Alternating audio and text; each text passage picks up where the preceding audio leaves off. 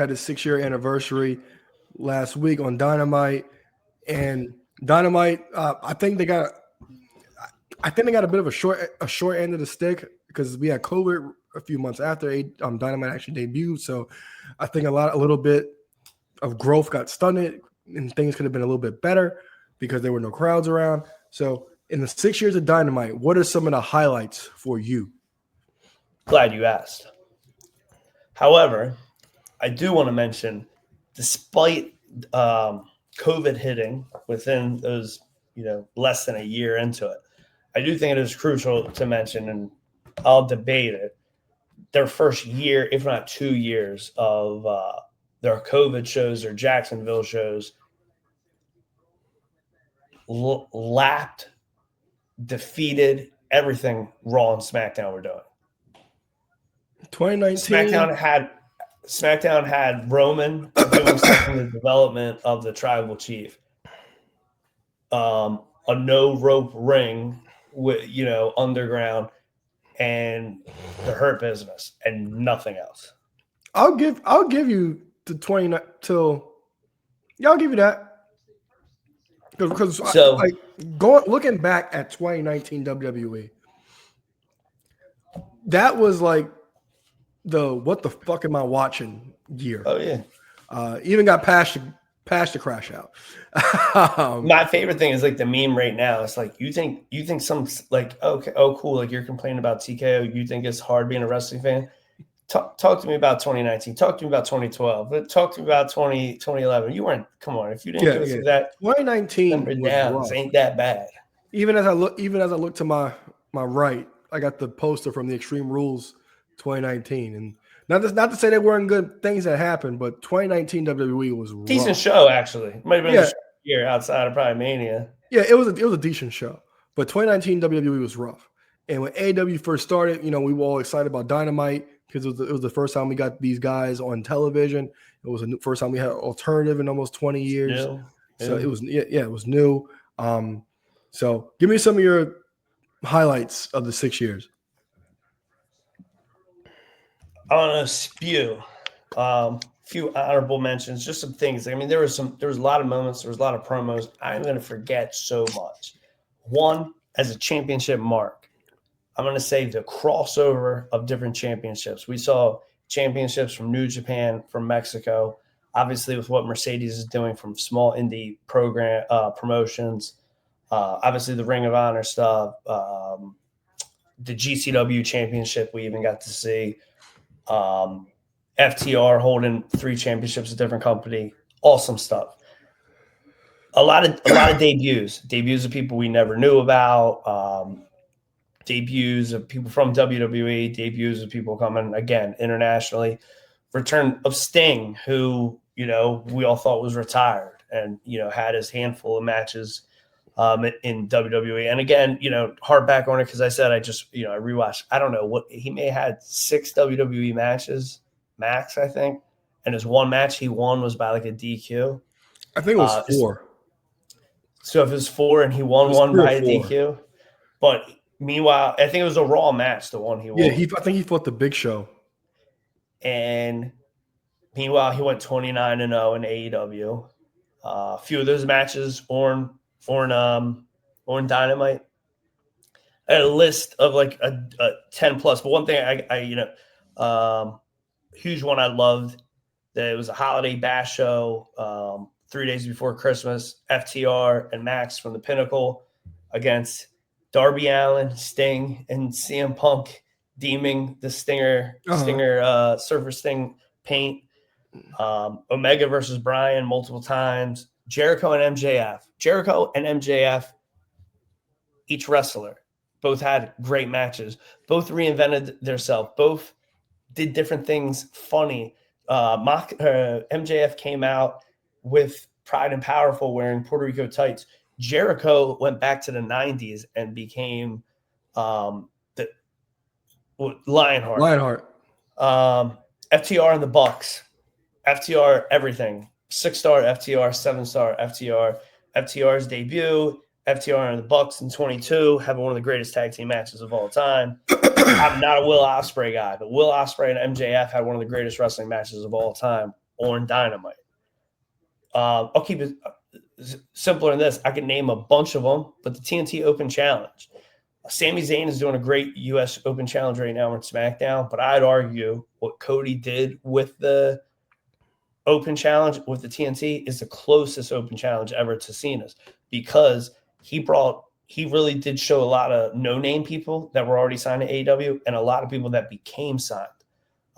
Ricky Starks that was his debut, and he wasn't signed. He got signed because of that match. Same thing with Eddie Kingston, who's still with the company to this day. Speaking of TNT title, he didn't win it on Dynamite, but he defended it. Brody Lee, and getting right into Brody Lee, I got to go to the Brody Lee tribute show. It was kind of off the beaten path for the regular formula, but that's a great wrestling show. If you just want to watch a TV show and just like relive, is something in his time. Several other things here, but the two most important ones I feel like I gotta. No. Punk and Mox, everything. Punk and Mox promos. Punk and Mox had a match. Speaking of matches, the lights out match could have been a little sloppy, but however, in my opinion, in my heart, it's one of the greatest women matches of all time. Britt Baker versus Thunder Rosa. Talking about championships from other promotions. She was the NWA Women's Champion at that time. And then I will just go October 2nd, 2019. Hopefully my notes isn't jacked up, but the anniversary, that was the original show. I was there live in DC. Everything about it was great. It felt like you weren't at a WWE show. The last time a show that big, that important, that was on TV, I was 10 years old. I couldn't have been there. So I never had to feel something like that. That was on TV, live, and exciting. Cody in the opener, Mox causing chaos in the main event, Jake Hager with his debut, giving that Luger spot. Shout out to Pac. He just returned from injury recently, and I'm hoping the best for him because I remember his entrance on that. I'm like, yo, he might be a smaller guy, but like that guy could be everything in this company. He should be a world champion. Should be so much. But a lot of great memories from Dynamite. It was great for 6 years. We've had an alternative. And just tons of great memories. As a wrestling fan, 6 years of a great episodic show. Little minor nitpick. So those steamed episodes, do you classify those as Dynamites? Yeah, I mean it's in the Wednesday. It's Wednesday. Okay. Yeah. Okay. All right. So I didn't include that. With that one little tidbit, and it's one thing like you and I would forget. There's a lot. There are Raws in the early '90s that weren't on Mondays. I know. And so like it's Wednesday night right now while we're recording, but they're not on tonight due to the MLB playoffs. So last night was Title Tuesday. Shout out to King Coley. They really stole a black man's Instagram hashtag, and they made it a TV gimmick. I mean, at least when they guys are in Detroit, put him like front row or something. But which no titles even changed hands last night. But whatever, that's neither here nor there. They did have 2 championship matches. Yeah, so like that's still Dynamite. It was Title Tuesday. Winter is coming. I mean, I was trying to think of a better, and Blood and Guts is always an episode of Dynamite as well. Yeah, I just wasn't sure if you classified those special events because they didn't call them Dynamite. They had their own names. Yeah, but it's in that slot. Like if you the best way I get it. Compare, you pull up YouTube TV and you go to AEW, like you go to that slot, it's gonna say AEW Dynamite, All Elite Wrestling Dynamite. It's not gonna say All Elite Wrestling Winter is coming. Oh, okay. I got you. That was just a minor nitpick. I'm only 90% sure I'm right, but you didn't argue, so. Well, as far as the TV guy thing, no, I never paid it any mind. So for me, I still think the best match from Dynamite was Pac and Kenny Omega. It was like a 30-minute Iron Man match. That's year one, or no? Does that be pre-COVID? Yeah, that's year one. That's pre-COVID. Yeah. It's like one of the earlier episodes. It was one of the earlier episodes. I think that was a really good match. That's one of the best. That's the match I think of when I think of actual Dynamite. We all know like the early months of Dynamite, it was a transition because you're bringing in all these guys that weren't on TV, not TV wrestlers, trying to turn them into TV wrestlers. So it was a little rough, and we saw a lot of transition from the months after that. But something I really did enjoy was the MJF and Cody stuff, whether it was the Friends or even better when MJF finally turned on Cody and we had the moment of the lashes. I really did like the whole lash segment because like Brandy at the time was trying to be a heel, and she even had to come outside and console Cody while he took these lashes because Cody kept his word. We also had the MJF try to be a part of the inner circle thing. I thought that was really fun as well with Jericho. The hangover segment in Vegas, really great, real fun. The introduction of Wardlow with MJF, I always thought was really good. As far as like debuts, like was it Brian and Omega or was it Brian and Hangman who had the Broadway?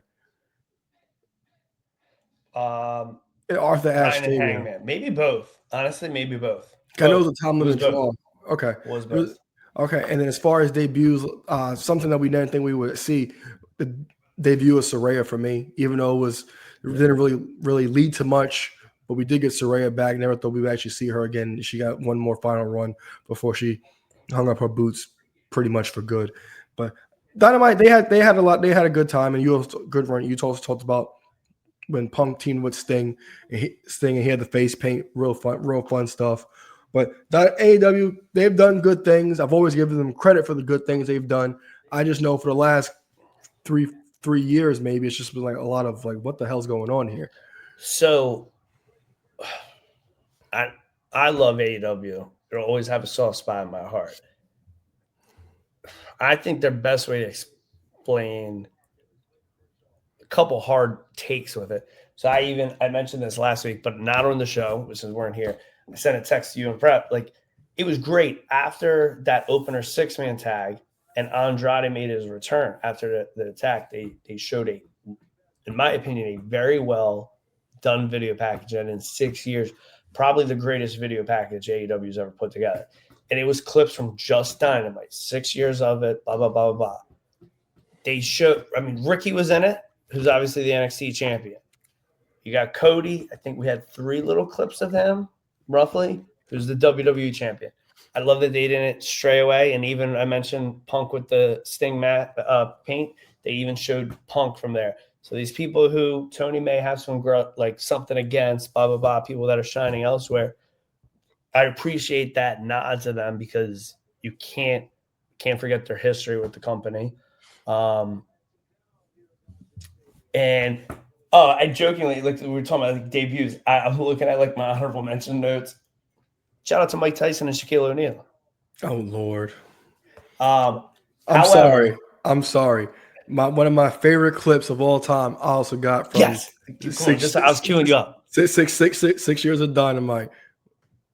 You have it handy? Told you tonight was open mic night, bitch. Dynamite, that's probably the best gift AEW's ever given me. And I thought it'd be on your list. I was like, I forgot all about that. That went over my head. I'm so happy you brought that up. In a beautiful Mark moment, I got to say this. So last night, Title Tuesday. Oh my God, I don't even want to get into it. WWE NXT Invasion. We're getting there. Well, Showdown was on my TV. Had them both on. So I tried to explain it. Kelly's like, what the hell's going on? Like, don't you want to know? I got 2 wrestling shows on at the same time, blah, blah, blah. But one thing I will say, and this is actually, because you say, like, AEW was dealt a bad hand due to COVID. But they optimized that incident, in my opinion. Also, majority of their shows for over a year being all at Daly's Place. In my opinion, in my heart of hearts, everyone talks about the Mecca of Madison Square Garden. That's where you want to see a wrestling show. The ECW Arena, which we've been dozens of times. Tokyo Dome. Obviously, all these stadiums, Superdome, blah, blah, blah, blah. I would add one of the, a dream place to see a wrestling show would be Daly's Place. And I know like a year into Dynamite, 2 years into Dynamite, there was a few times I was like, I looked into tickets. I was like, does it make sense? Should I go? Blah, blah, blah, blah. So obviously they had their homecoming there a couple weeks ago, but one day, whether it be for a pay-per-view or for a Dynamite, that is somewhere I will attend the wrestling show at. And again, something that, a concert theater in Jacksonville, Florida, if it wasn't for their Wednesday wrestling show, that would not be the case.